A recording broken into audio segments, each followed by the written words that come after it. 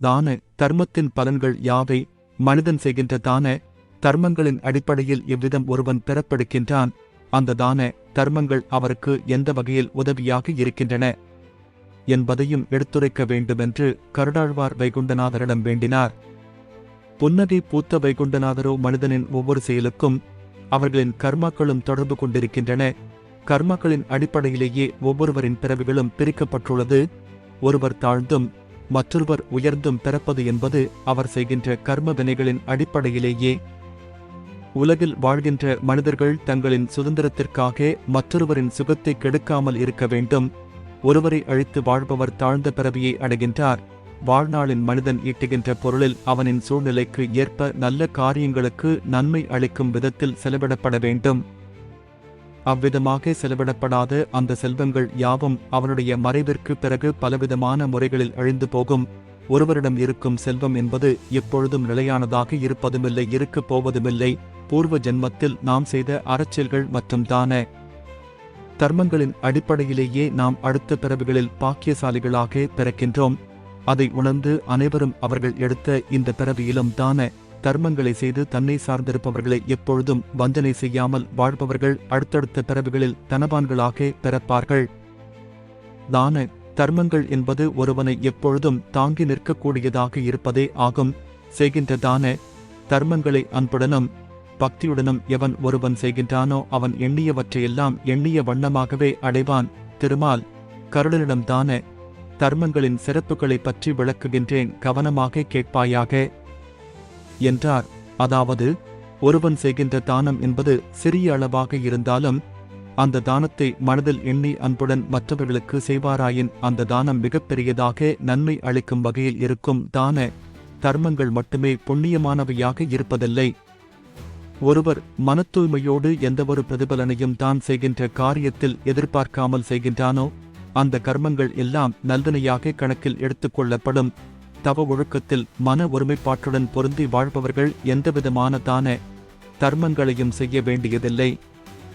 அவர்களுடைய தவமே எம்முடைய உலகத்திற்கு அவர்களை அழைத்துச் செல்லும். மனத்தூய்மை மற்றும் அன்பு இல்லாமல் செய்யப்படுகின்ற தான தர்மங்களும் ஒழுக்கமும் நம்பிக்கையின்மையும் இல்லாத தவமும் எவருக்கும் பயன்படாதவையே ஆகும். இவ்விதமாக நாராயணன் எடுத்துரைத்த நல்லுரைகளை பொறுமையுடனும் பணிவுடனும் கேட்டார் கருடாழ்வார். பகவானே, மனிதர்கள் இறந்த பின்பு உடல் இல்லாமல் ஆவியாய் அலைந்து திரிந்து அவன நிலைக்கு ஆளாகும் நிலை ஏற்படாமல் இருக்க என்ன செய்ய வேண்டும் என்பதை பற்றி தாங்கள் எடுத்துரைக்க வேண்டுமென்று வேண்டினார் கருடாழ்வார். அதற்கு நாராயணரும், கருடா, மனிதன் இறந்த பின்பு, அதாவது மனிதனின் உடலில் இருந்து அவன் உயிரானது பிரிந்த பிறகு அந்த உயிர் ஆவி வடிவத்தை பெறுகின்றது. அந்த ஆவி வடிவம் என்பதுதான் பிரேத ஜென்மம் ஆகும். அந்த பிரேத ஜென்மத்துடன் அவன் அலைந்து திரிந்து கொண்டிருப்பான். அந்த கொடுமையிலிருந்து விடுபட வேண்டுமென்று எண்ணக்கூடியவர்கள் சில புண்ணிய கர்மாக்களையும் செய்ய வேண்டும். அந்த பிரேத ஜென்மமும் ஏற்படாமல் இருக்க வேண்டுமென்று எண்ணக்கூடிய ஒவ்வொருவரும் விருஷோற்சர்க்கம் என்ற கர்மாவை செய்ய வேண்டும். அதாவது, காளை கன்றை நாட்டு காளைகள் தானமாக கொடுப்பவர்களுக்கு பிரேத ஜென்மமும் ஏற்படாமல் இருக்க வாய்ப்பு உண்டாகும். 5 வயதிற்கு உட்பட்டவர்கள் இறப்பாரானால் அவர்களுக்கு பிரேத ஜென்மமும் ஏற்படுவதில்லை. இதில் ஆண் பெண் என்ற பாகுபாடும் கிடையாது. 5 வயதிற்கு மேற்பட்டவர் இறப்பவர்களில் ஆண்களாக இருந்தாலும் பெண்களாக இருந்தாலும் அவர்களுக்காக அவர்களின் குடும்பத்தை சார்ந்தவர்கள் காளை கன்றை தானமாக கொடுக்க வேண்டும். காளை கன்றை தானமாக கொடுப்பதன் மூலம் பிரேத ஜென்மம் என்ற கொடுமையான நிலைக்கு இறந்தவர்கள் ஆளாகாமல் தவிர்க்க முடியும். ஆவியாக சுற்றித் திரியும் நிலையிலிருந்து விடுபட வேண்டுமெனில் விருஷோச்சர்க்கத்தை அன்றி வேறு எந்த பரிகாரமும் சிறப்பை அளிக்காது. வாழ்கின்ற போது செய்யும் தான தர்மங்களும் இருக்கின்ற விரதமும் வேள்வி நின்ற பலன்களும் இறந்தவர்களை பிரேத ஜென்மம் என்ற கொடுமையில் இருந்து அவர்களை எந்த நிலையிலும் காப்பாற்றாது என்பதையும் கூறினார். திருமால் சர்வலோகங்களையும் காத்து ரட்சித்துக் கொண்டு இருக்கக்கூடிய நாராயணரே, எப்பொழுது விருஷோச்சர்க்கம் என்ற கர்மாவை செய்ய வேண்டும், இறப்பதற்கு முன் அந்த கர்மாவை செய்ய வேண்டிய காலகட்டத்தையும், ஒருவேளை அதை செய்யாமல் இருந்தால் ஏற்படும் விளைவுகளையும், ஒருவேளை அவர்களது குடும்பத்தை சார்ந்த நபர்கள் இறந்த நபருக்கு எப்பொழுது செய்ய வேண்டும் என்பதை பற்றியும் அதன் பலன்கள் பற்றியும் எடுத்துரைக்க வேண்டும் என்று பெருமாளைத் தொழுது வேண்டினார் கருடன். கருணைக்கடலான ஸ்ரீமன் நாராயணர் கருடனை நோக்கி விருஷோச்சர்க்க கிரியை பற்றி கூறுகிறேன் கேட்பாயாக என்றார். நமது பித்ருக்களுக்கு செய்யப்படுகின்ற சிரார்த்தம் முதலிய செயல்கள் யாவும் விருஷோச்சர்க்கம் என்னும் கர்மாவை செய்தால் மட்டுமே இறந்த நமது பித்ருக்களுக்கு பலனளிக்கும் விதத்தில் இருக்கும். இந்த கர்மாவானது ஒருவர் இறந்த 11ஆம் நாளன்று செய்யப்பட வேண்டும். ஒருவேளை இதை யாரும் செய்யவில்லை எனில் அவர்கள் அனைவரும் ஆவியாக திரிந்து பலவிதமான இன்னல்களுக்கு அவதிப்பட நேரிடும். குழந்தை வயதை பற்றி அறிவோம். ஒரு நாள் முதல் 4 மாதம் வரை உள்ள குழந்தை சிசு ஆகும். 4 வயது வரை உள்ள குழந்தை பாலகன், 6 வயது வரை உள்ள குழந்தை குமரன், 9 வயது வரை உள்ள குழந்தை பொண்டகன், 16 வயது வரை உள்ள குழந்தை கைசோரன். யாருக்கெல்லாம் விருஷோச்சர்க்கம் செய்யப்படுகின்றதோ அவர்கள் அனைவரும் நற்கதியை அடைய முடியும் என்பது திண்ணம் ஆகும். விருஷோச்சர்க்கம் என்கின்ற கிரியை இறந்தவரின் மனைவியோ அல்லது மகனோ செய்யலாம். அவனுடைய பெண் அல்லது பெண் வயிற்றில் பிறக்கும் குழந்தைகளும் அதை செய்கின்ற தகுதியுடையவர்கள் ஆவார்கள். திருமால் கருடனிடம், ஒருவேளை இறந்தவருக்கு ஆண்மகன் இருக்கும் பட்சத்தில் விருஷோச்சர்க்கம் செய்கின்ற முழுத்தகுதியும் அவனுக்கு மட்டுமே உரியதாகும், மற்றவர்கள் செய்யக்கூடாது. மகன் இல்லாத பட்சத்தில் மட்டுமே மற்றவர்கள் அதை செய்யலாம் என்று கூறினார். நாராயணர் கூறியதை பணிவுடன் கேட்டுக்கொண்டிருந்த கருடனுக்கு ஒரு சந்தேகம் எழத் துவங்கியது.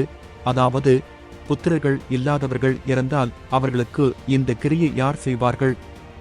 அவர்களுக்கு எந்த நிலை ஏற்படும் என்பதே அந்த ஐயம் ஆகும். அதையும் நாராயணனிடம் கேட்டார் கருடன். கருடா, செல்வங்களில் மிகவும் உயர்ந்த செல்வம் என்பது புத்திர செல்வம் ஆகும்.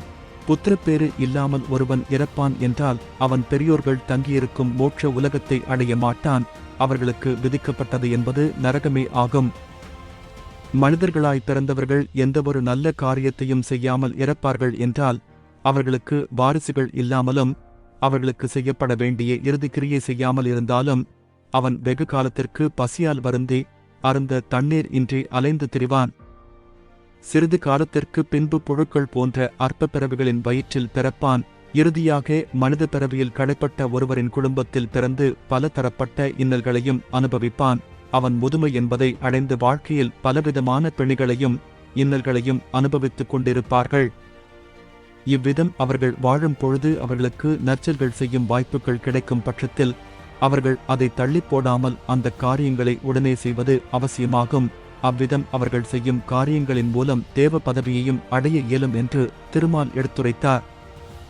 பார்க்கடலில் பள்ளி கொண்டிருக்கக்கூடிய திருமால் எடுத்துரைத்துக் கொண்டிருக்க கருடனுக்கு மற்றொரு சந்தேகம் உருவாகத் துவங்கியது.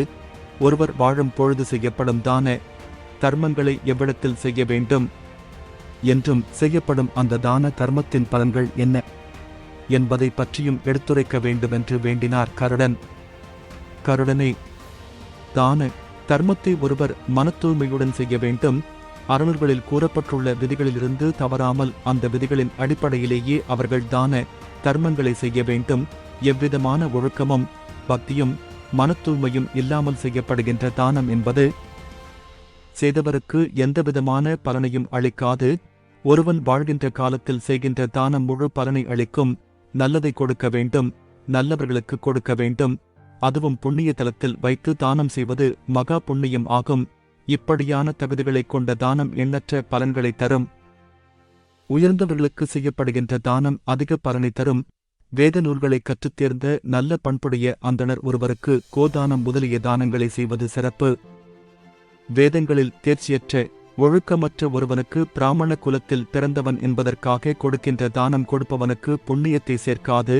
தகுதியற்றவனுக்கு தானம் செய்கின்றவனும் தகுதி இல்லாமல் தானம் பெறுகின்றவனும் சென்றடைய வேண்டிய இடம் நரகமேயாகும். சொல்லப்போனால் அது ஒரு பாவ காரியமாகிவிடும். அந்த பாவத்தின் பலனை அவனுக்கு பின் வரும் பல தலைமுறையினரும் அனுபவிக்கும்படியாக ஆகிவிடும். ஒரு பசுவை ஒருவனுக்கு மட்டுமே கொடுப்பதுதான் கோதானம். அதே பசுவை வேறு சிலருக்கு பாவனையாய் தானம் செய்வது கூடாது. பசுவை தானமாய் பெற்றவர்கள் அதை வேறு ஒருவருக்கு விற்றுவிட்டால் தானம் செய்தவன் கருதிய பலனை அடையாமல் இருவரும் நரகத்தில் கஷ்டப்பட வேண்டிய சூழல் நேரிடும். கொடுத்தவனும் பெற்றவனும் தங்களுடைய தான முறையில் ஏற்பட்ட தவறினால் பாவியாகிவிடுவர். அவர்களுடைய 7 தலைமுறைகளும் அந்த பாவ காரியத்தால் பாதிக்கப்படும். எனவே தானத்தை முறையுடனும் மனதில் நிறுத்தியும் செய்ய வேண்டும். ஒருவன் மரணத்தருவாயில் செய்கின்ற தானத்தை விட அவன் வாழும் காலத்தில் சுய நினைவோடு செய்யும் தானமே சிறந்தது. கருடனே, ஒருவன் எவ்வித தான தர்மங்களும் செய்யாமல் இறந்துவிட்டால் அவன் புண்ணிய லோகத்தை அடைய வேண்டும் என்பதற்காக அவனுடைய உறவினர்கள் செய்கிற தானம் விரும்பிய பலனை தராது, அது அவ்வளவு சிறப்புமிக்கதாக இருக்காது. அதே சமயம் ஏழ்மையில் வாடும் ஒருவன் சிறிதளவு தானம் செய்திருந்தாலும் அவனுக்கு புண்ணிய லோகம் கிடைத்துவிடும். ஆதலால் தான் வாழும் காலத்திலேயே ஒருவன் தான தர்மங்களை மனத்தூய்மையுடனும் முறையுடனும் செய்துவிட வேண்டும்.